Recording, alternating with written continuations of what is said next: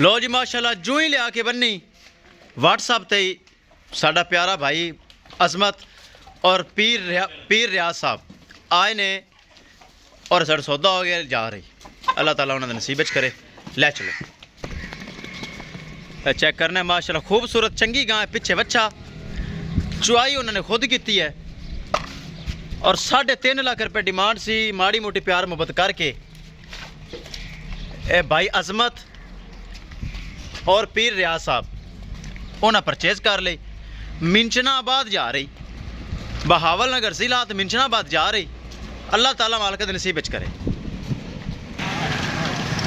किसे मेरे भरा नू वीर नू चेक करना ब्रीड एवर जानवर लिया के अली चैनल लगाने का मौका ही नहीं मिला। व्हाट्सअप ते वीडियो सेंड की और आए ने साडे कोलों परचेज कर ली। हाली पेज ते चैनल ते लगाने का मौका ही नहीं मिला।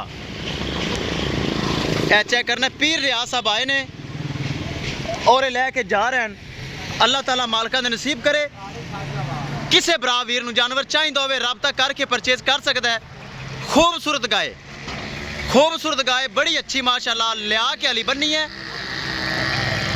चैनल ते लगाने का मौका ही नहीं मिला और साढ़े को आए ने उन्हें परचेज कर ली।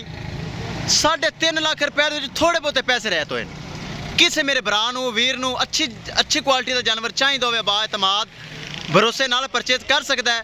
दोस्तों लोकेशन अड्डा बुंगा हयात तहसीलो जिला पाक पतन शरीफ। मोबाइल नंबर है साडा 037 54 743। व्हाट्सअप नंबर भी यही है जी, लोकल नंबर भी यही है। लो जी तसलियाँ हो गई पराली साड़ दो भाई। इंशाल्लाह दोस्तों मिलेंगे एक नई वीडियो के नाल। अपने फराज दोस्त को इजाजत। अल्लाह निगहबान।